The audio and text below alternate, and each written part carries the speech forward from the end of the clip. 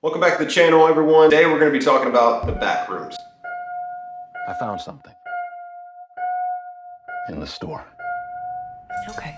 Now, the Backrooms is directed by Kane Parsons, as y'all probably know him from the viral YouTube series called The Backrooms. This film stars chiwetel ejiofor, and it also stars Renate Reinsbo. The therapist in the film, which is the other main protagonist, is trying to help Clark through some trauma and also trying to help herself through some trauma of her own. Excuse me if I accidentally pronounced any of those wrong, but both of them are pretty much the main protagonists in the film. If you don't know too much about the film, pretty much the plot is that there's a character named Clark that owns a furniture store, and one random night he notices something weird in the basement of this store, and then he falls into the backrooms. And as the mystery of the backrooms kind of unravels, their past do also. I just want to start off by saying that I really did enjoy this movie, even though I feel like it has some flaws towards the later half of the film. Starting off with the pros, I think as far as cinematography goes, acting, even the music in the movie, it's all really awesome. They've even got some really good found footage parts of this movie that really have you on the edge of your seat. It's probably, for me, the scariest part of this film. Even though if you're expecting to go into this movie and get a bunch of scary stuff,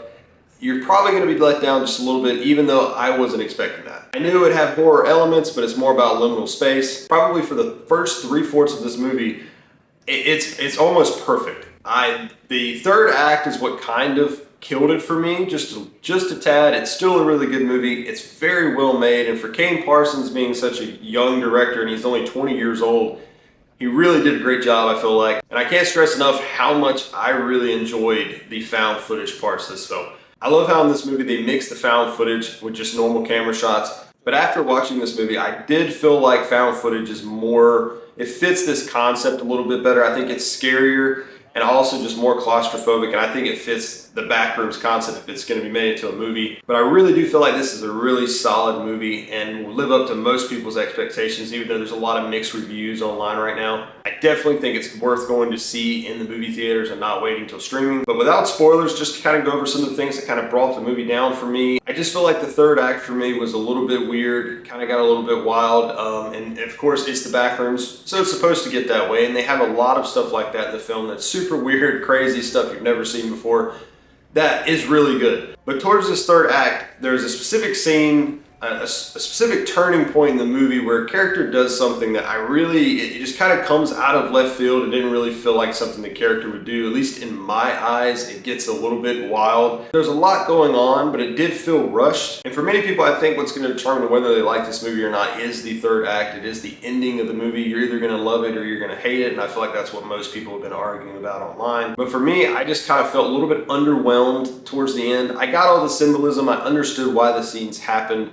But it definitely was not, for me, the most climactic part of the film, the scariest. And then towards the end, the big reveal of what's chasing them throughout this movie, it just felt very underwhelming. I just didn't think it was scary. I think the movie was a lot scarier when it was just showing glimpses of this thing, snatching people and doing different things and coming out of corners, and you only caught the edge of it, and what you can't see scares you a little bit more. So at the end, when you see a lot of something like that, it kind of takes a scare factor away. Once again, I don't think the ending is horrible by any means, but I just feel like it was a little bit underwhelming and wasn't the payoff that I was hoping for. Now, once again, I still think this is a solid movie, and I definitely would be going to see the sequel in theaters. I really enjoyed it still. And if I had to rate the film, I'd probably give it around an 8 out of 10. Like I said, still solid. I just feel like if it didn't have some of the flaws towards the third act of the movie, I probably would have enjoyed it a little bit more and it felt more of a payoff. So my final verdict is an 8 out of 10 for the Backrooms. Please let me know what you think down in the comments. Let me know what you thought about the third act. If you're new to the channel, please subscribe, and I will catch you all in the next one.